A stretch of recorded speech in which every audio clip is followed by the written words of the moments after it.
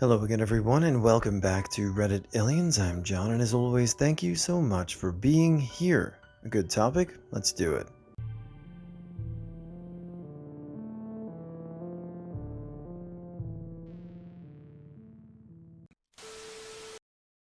Have you ever had a spine tingling feeling about a person, but had no reason to justify it, which ultimately turned out to be true?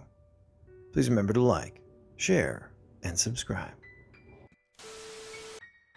A friend married a guy that I instantly didn't like. I try to be friendly with everyone I meet and not have any judgment on people before I get to know them myself, but this guy instantly hated and could not stand to be around. They got married, and it turns out things aren't going well at all. Nothing really awful has happened yet, but the guy has put my friend in a somewhat bad situation that I don't know how they will get out of. There was also a girl at my work that I never took a liking to. I always tried to ignore her or just be away from her when she was around. It turns out she's very manipulative and plays people hard. She almost got herself killed by a horse that she overworked, then, after being told to never work the horse again, permanently injured a great horse that had to be retired at the young age of 10. The only reason I found out about that one was by putting some pieces together and directly asking her about it. Yet, she's a valued volunteer, and we can't possibly get rid of her. Ugh, pisses me off. Someone I know worked with a lady who was murdered by a home invader. The family came through and everyone was hugging and crying with them. My friend just felt really awkward about the husband though, so when the time came for him to pay respects, he made sure he was on call with the client, completely faking a conversation to avoid interacting with the family at all. Sure enough, years later, it comes out that the husband killed the wife himself. He's in prison now, and my friend always talks about that incident when this type of topic comes up. He knew something was up from the moment he laid eyes on the guy. This story is one of the few instances in my life that I cannot explain. I'm a very rational person, not superstitious at all, and I see the world through a very scientific lens. But I swear to you, on the origin of species, this really happened, and it still haunts me today. When I was about 11 years old, I had a best friend whom I'd spent a lot of time with. Her father was a trucker, so it was usually me, my friend, and her mother spending time together in their basement home. Pretty much every day after school, you could find me at their house. As I was boarding the school bus one morning, as I took the step up into the bus, a very clear thought ran through my mind. Your friend's mom is going to die. I remember that moment very clearly. The lighting, the smell of the air, and the way the bus driver was looking at me as I hesitated on that first step. I tried to shake the thought as I got on, but couldn't. All day I was obsessed with this. I couldn't let it go. I felt so much like I was right, but I had no explanation for why that could be true. I kept asking myself questions like, is it a car accident? No. Is it a heart attack? No. The weirdest part was that I felt like it was the tip of the tongue experience. The answer was in there, I just had to find it. That day after school, I had planned to go home, but instead I asked my friend if I could hang out at her place instead. She didn't suspect anything because we hung out so often. I just knew I had to be close by. That night, my friend went to ask her mom for some snacks and found her in bed. She had a brain aneurysm and died that night. I was playing basketball outside one day. My house is in the woods, and you can always hear the birds chirping and frogs croaking and other normal woodsy sounds. Anyway, I was playing, and out of nowhere, I realized that all the sounds had stopped. It creeped me out so much that I went inside. A few hours later, I saw the news reporting of a bombing during the Boston Marathon. They said the time that it happened, and it matched the time that I was out shooting hoops. That was always eerie to me. At the beginning of my freshman year, grade 9, there was this girl in one of my classes who was a mutual friend of mine, so I decided to give her a chance. The first couple of times I was with her, I thought that she was off and seemed too emotional, but decided to brush it off. We got so close to the point that she wanted me to be a plus one on an international trip with her and her family. Towards the middle of the year, I had another best friend, which she constantly tried to steal from me, and went to the table just for her. The last straw was when she set her backpack at the lunch table. I supposedly took the chair she wanted to sit in. She would often leave the chair without coming back for the whole lunch, so I took the chair. She got mad at me and never came back to the table that day. A week after that, she started joking about my best friend being too hot, and that's why she got SA'd. I was defending her, saying it wasn't funny, and she said, "You were never in the conversation, so shut up."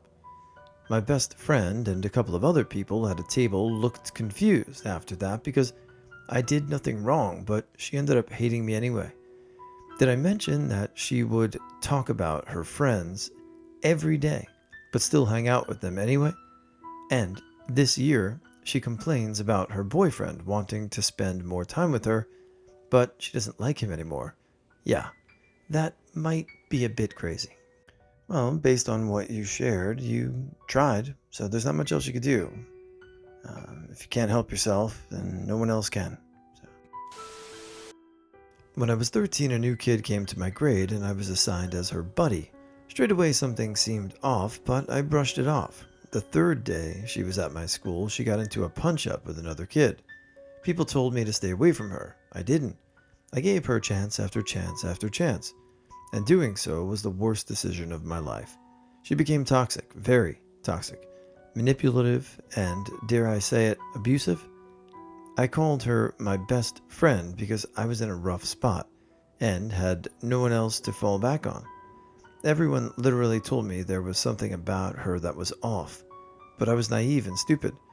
She would scratch and claw my skin to get me to agree with her on things, and she soon started kicking and punching me to get me to do things for her. A couple times she'd slam me up against the walls too. When I was 14 one day, I was over at her place. She had all these props in her room: katanas, pipes, and blades.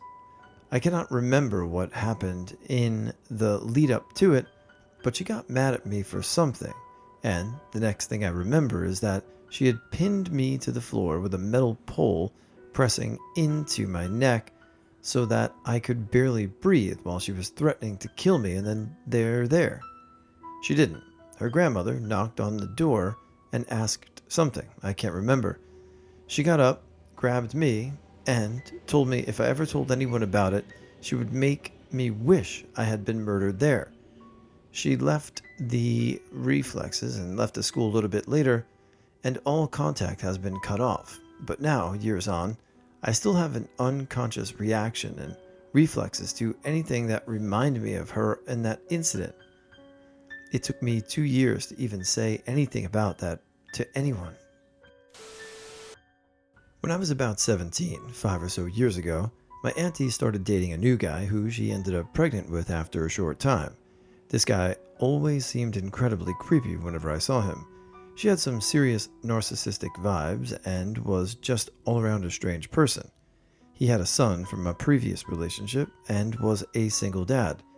He had told my family that the mother of his child had run away when the baby was born, was a drug addict, etc. I had told my mom many times that I didn't like him and didn't want to go visit them, and she always had to tell me not to worry about it and that there's nothing wrong with him. Anyway, once my aunt was almost due to give birth, they ended their relationship. My mom did not tell me what had caused it. I later found out it was because he was abusive. He just kind of vanished. He never saw his son. Now that 2017 is around, all over the news is the story of a woman finally being found after she had been murdered 7 years prior and was presumed to be just missing. The person who did it? My aunt is now an ex-boyfriend.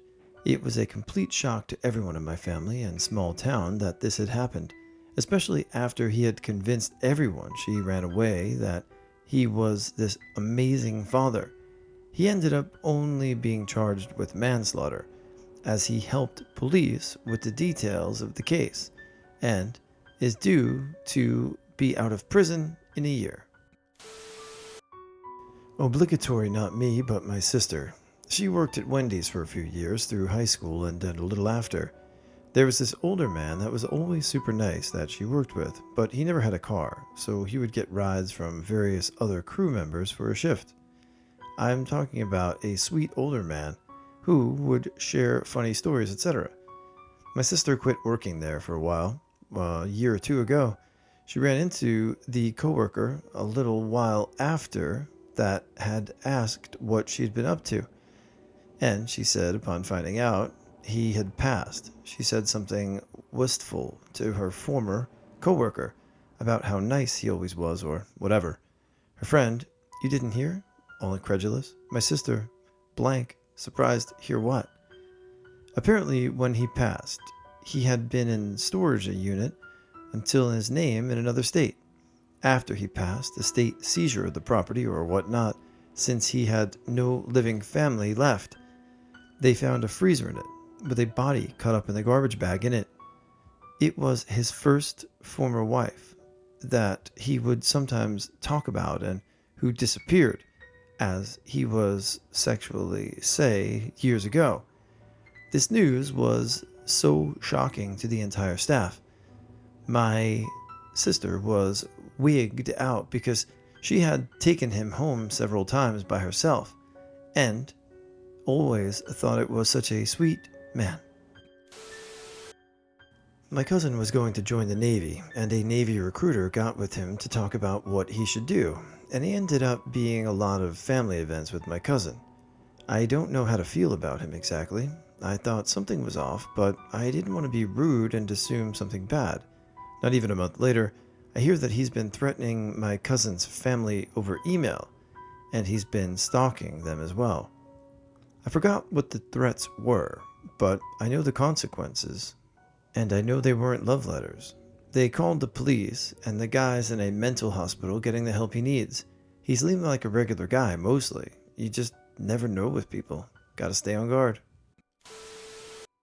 Maybe not quite spine-chilling, but definitely a gut feeling of sorts. I got a message on Tumblr from a random account who kept asking me questions like, how old are you? Nothing too weird.